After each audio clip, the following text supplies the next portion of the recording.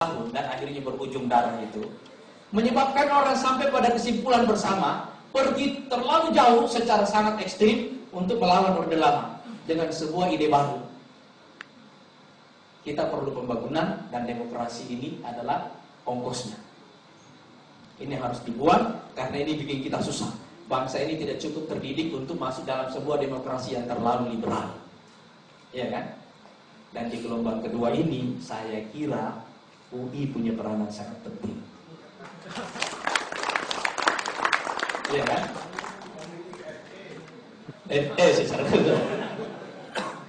Nah kalau UI di gelombang pertama juga ada. Ini rumah sakit ini kan ini generasi gelombang pertama ini kan.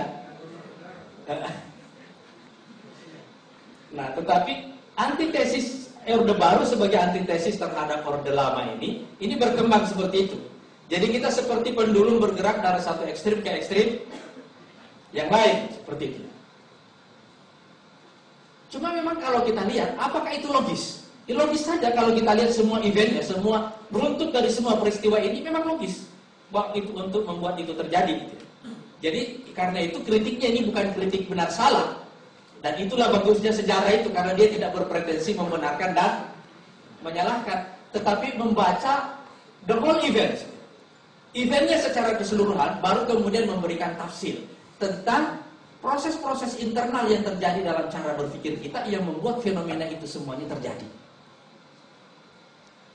Alhamdulillah ketika kita masuk ke era reformasi ini, sekarang kita mulai menyaksikan bahwa mulai muncul keseimbangan baru antara demokrasi dan pembangunan. Mulai muncul keseimbangan itu. Orang bebas sebebas-bebasnya, termasuk saya kira untuk pertama kalinya kemarin ya, dokter-dokter demo gitu.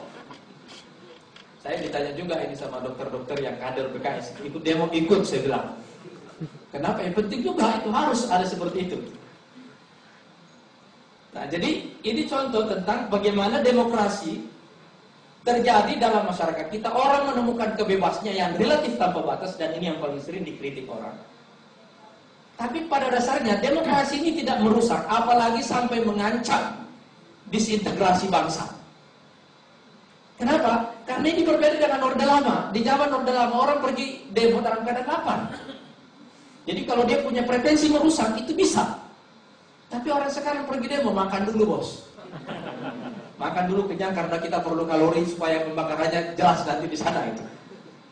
Orang makan dulu kenyang waktu orang pergi demo, ngomong pun teratur. Adalah bakar-bakaran sedikit ini.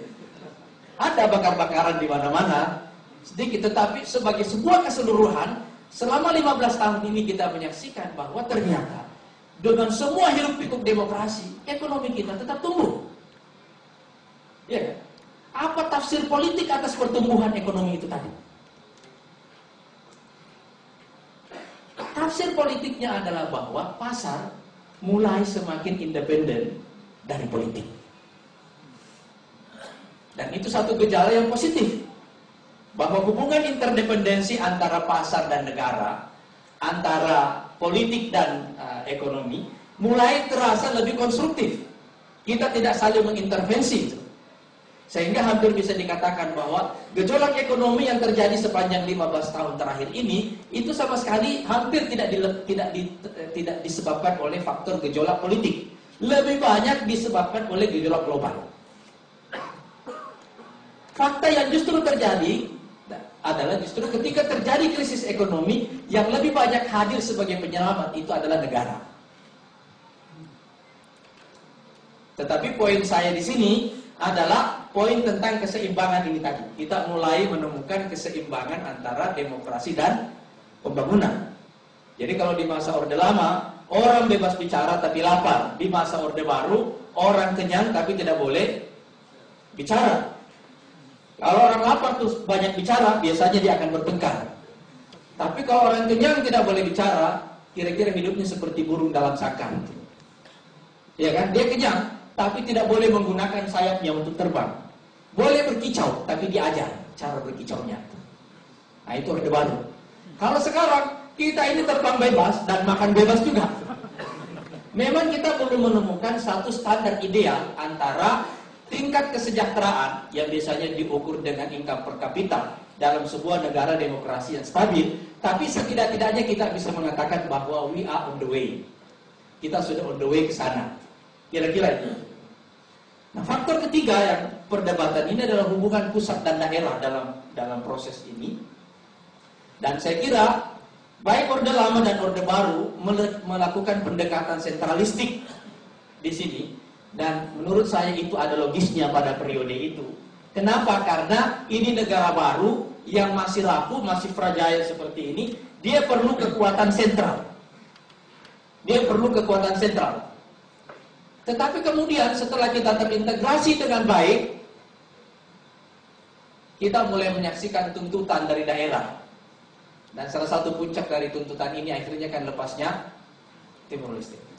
Dan saya kira di masa reformasi ini kita mulai menemukan keseimbangan baru antara ini tadi, pusat dan daerah. Setidak-tidaknya misalnya secara ekonomi menurut saya salah satu faktor pertumbuhan kita sekarang ini adalah konsumsi domestik yang begitu besar. Dan salah satu faktor utama yang memicu konsumsi domestik yang besar ini adalah transfer daerah yang sekarang mencapai angka 35% dari APBN kita setiap tahun. Dan ini yang menyebabkan kenapa handphone yang kita pakai di Jakarta sama canggihnya dengan handphone yang dipakai orang di Bima. Ya kan? Karena itu tadi. Dan ini yang mesti mengawasi pertumbuhan daerah, dan banyak daerah yang sekarang ini pertumbuhannya itu di atas rata-rata pertumbuhan nasional. Salah satunya, walaupun belum terlalu efektif dalam hal alokasi, tetapi struktur ekonomi seperti ini menyebabkan pemerataan itu relatif terjadi. Ini yang saya maksud bahwa di era reformasi ini kita sampai pada keseimbangan baru. Karena itu saya menganggap bahwa keseimbangan dalam hubungan agama dan negara, keseimbangan dalam hubungan demokrasi dan pembangunan, keseimbangan antara pusat dan daerah, keseimbangan baru ini menurut saya mengakhiri era gelombang kedua. Sekarang kita masuk ke era gelombang yang ketiga. Saya tidak punya nama untuk gelombang yang ketiga ini, tapi kira-kira drive utamanya sangat berbeda dengan gelombang pertama dan kedua. Drive utama pada gelombang pertama itu adalah imperialisme eksternal yang paling kuat mempengaruhinya, perang dingin secara eksternal yang mempengaruhinya, tetapi dari dalam itu adalah pencarian identitas pada gelombang pertama, pada gelombang kedua itu adalah pencarian sistem. Tapi pada periode gelombang ketiga ini menurut saya faktor utama yang akan mendrive hampir seluruh perubahan sosial ke depan itu adalah bersifat demografi dan budaya. Salah satu alasan kenapa saya mengatakan ini adalah pada perubahan komposisi demografi kita sekarang ini. Saya juga pernah mengundang satu kali dalam diskusi terbatas. Ini kajian nama Prof. Brian dan dua pakar yang saya undang waktu itu, salah satunya Prof. Hamdi untuk nilainya, dan satu lagi ketua lembaga demografi UI waktu itu saya undang juga setelah Prof. Hamdi. Dan karena saya ingin membaca tentang apa drive utama yang akan menentukan masa depan kita ke depan. Dan drive utama dari proses semua perubahan sosial ke depan itu adalah demografi dan budaya. Saya menyebutnya gabungan antara demografi dan budaya karena ini bukan masalah persentase populasi saja, tetapi terutama juga faktor budaya. Kira-kira ada 5 ciri utama dari struktur sosial kita yang baru di Indonesia sekarang ini. Yang pertama, masyarakat Indonesia sekarang didominasi oleh orang yang berumur 45 tahun ke bawah. Yang kedua, mereka berpendidikan jauh lebih baik daripada generasi sebelumnya. Yang ketiga, mereka berpenghasilan lebih baik. Dan saya kira kita Indonesia sekarang ini merupakan salah satu negara dengan jumlah kelas menengah yang sangat besar. Yang keempat, mereka adalah well connected. Kita juga merupakan salah satu negara dengan pengguna internet yang relatif sangat besar. Dan yang terakhir menurut saya ini yang sangat penting, sebagian besar generasi dari yang dominan ini tadi itu native democracy. Generasi yang berumur 45 tahun ke bawah ini kita bisa belah dua. Sebagian di antara mereka itu yang lahir di awal Orde Baru dan di awal Orde Baru, di akhir tahun 60-an atau di awal tahun 70-an. Yang kedua, generasi yang lahir setelah tahun 90-an. Karena ini mindsetnya sangat berbeda. Ini apa namanya? Ini sangat berbeda. Anak-anak Indonesia yang lahir pada akhir tahun 80-an dan awal tahun 70-an, begitu berumur 25 sampai 30 tahun, mereka menyaksikan Orde Baru ini runtuh. Jadi dia akan mengalami satu switch budaya ke sistem demokrasi dalam usia yang relatif muda. Tapi anak-anak Indonesia yang lahir pada tahun 90-an ke atas, begitu dia lahir, dia mendengarkan berita Uni Soviet runtuh, tiba-tiba dunia ini hilang. Tidak ada lagi dua kutub besarnya. Dia mendengarkan berita tentang tembok Berlin runtuh, dan beberapa tahun kemudian dia menyaksikan reformasi di Indonesia dan Orde Baru berakhir.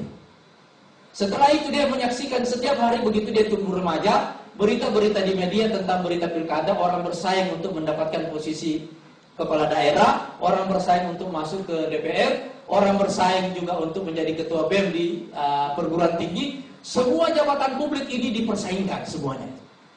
Anak-anak ini tumbuh dengan satu kesadaran bahwa demokrasi itu adalah given. Di kepalanya tidak ada lagi sistem lain yang ada kecuali hanya demokrasi. Tapi orang yang berumur 50 tahun ketika reformasi terjadi, itu hidup lebih dari separuh umurnya dalam sistem otoriter. Yang fitur-fiturnya, terutama fitur budayanya, padanan budaya dari sistem otoriter itu adalah feodal misalnya. Dia berpindah ke sistem demokrasi. Dia mungkin bisa beradaptasi, tapi tidak akan bisa beradaptasi secara keseluruhan. Jadi biasanya saya menggunakan perumpamaan begini. Orang yang berumur 60 tahun ke atas, saya kira sekarang, itu tahu bahwa suatu waktu di Indonesia tidak ada alat telekomunikasi yang namanya telepon. Lalu kemudian ada telepon fix line. Yang kedua, kita masuk ke pager. Masih ingat pager? Banyak orang yang sudah lupa, karena memang tidak terlalu lama ini pagernya. Awal 90-an ya, pager. Selanjutnya kita masuk ke handphone yang besar, yang Motorola ya. Tapi single function, fiturnya cuma satu, telepon.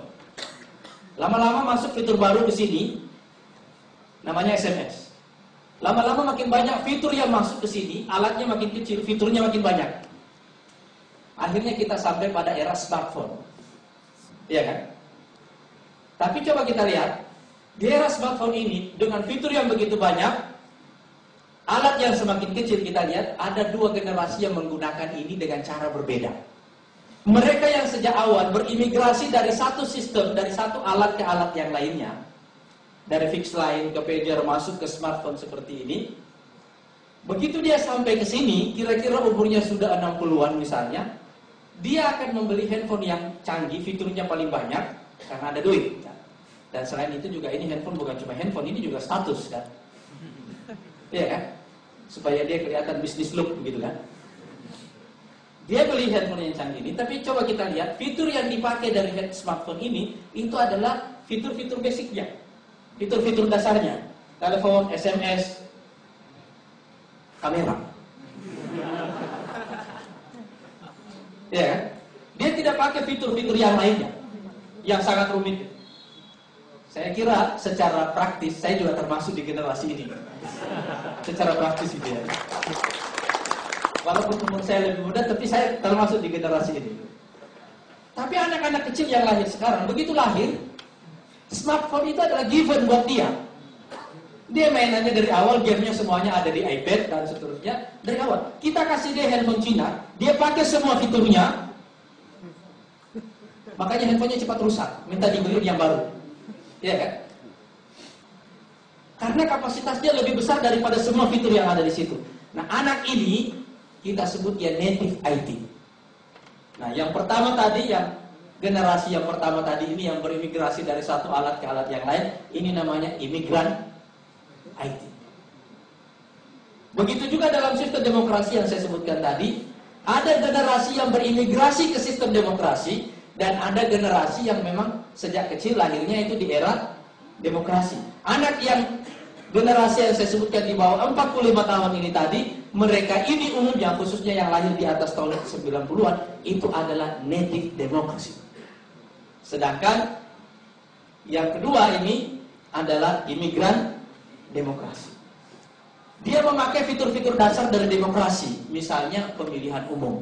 Jadi dia sudah cukup bangga bahwa Indonesia ini adalah negara demokrasi ketiga terbesar di dunia karena bisa menyelenggarakan pemilu dengan cara yang damai.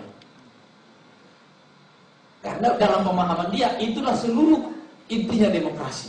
Padahal itu hanyalah salah satu fitur dari demokrasi. Fitur-fitur lainnya itu jauh lebih banyak lagi. Nah, jadi inilah generasi yang sekarang kita saksikan sekarang ini. Ini 5 dari ciri utama dari generasi baru yang akan kita hadapi ini. Yang ingin saya katakan di sini adalah, saya tidak ingin, kenapa saya belum ingin bicara di level interest, karena saya ingin menjelaskan dulu duduk masalahnya. Kita ini menghadapi mayoritas baru di Indonesia.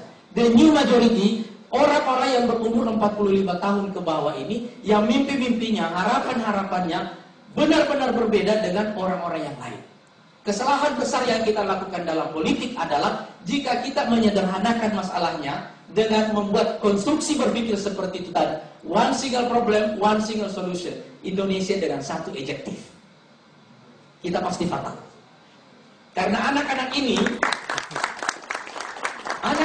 nanti, generasi ini tidak berpikir dengan kata sifat seperti itu. Dia tidak berpikir dengan cara seperti itu. Cara berpikirnya jauh lebih rumit. Dan karena itu saya kira, cara kita membuat kategorisasi dalam masyarakat Indonesia sekarang ini tidak boleh lagi menggunakan basis ideologi, basis agama, basis etnis dan seterusnya. Ini adalah basis demografi dan budaya. Ini adalah kategori baru dalam masyarakat Indonesia. Pertanyaan besarnya adalah siapa yang akan merepresentasikan mereka? Saya khawatir semua orang bicara tentang visi misi ini. Tahu-tahunya visi misi ini adalah semua cerita tentang gelombang kedua dan bukan cerita tentang gelombang yang ketiga. Dan saya kira konstruksi berpikirnya nanti itu bisa dibaca. Misalnya begini, konstruksi berpikir one single problem, one single solution. Saya kasih contoh misalnya. Kita akan mendengarkan banyak sekali iklan yang membuat konstruksi begini. Indonesia ini negara yang kaya raya alamnya. Populasinya luar biasa besar, wilayahnya sangat luas. Tapi kenapa begitu banyak orang miskin di republik ini? Kenapa kedaulatan kita sebagai negara itu diinjak-injak oleh orang lain dan kita tidak bisa marah pada mereka? Kenapa perusahaan-perusahaan kita semua dibeli oleh asing? Ya kan? Semua ini terjadi disebabkan oleh satu dosa besar yang dipikul oleh satu orang, namanya presiden. Ya kan? Jadi big problem ini sebabnya adalah karena ada weak leader, ada pemimpin yang lemah, dan karena itu hanya ada satu solusi. Kita perlu strong leader, and I mean me. Ini yang saya maksud. Ini adalah konstruksi berpikir gelombang kedua.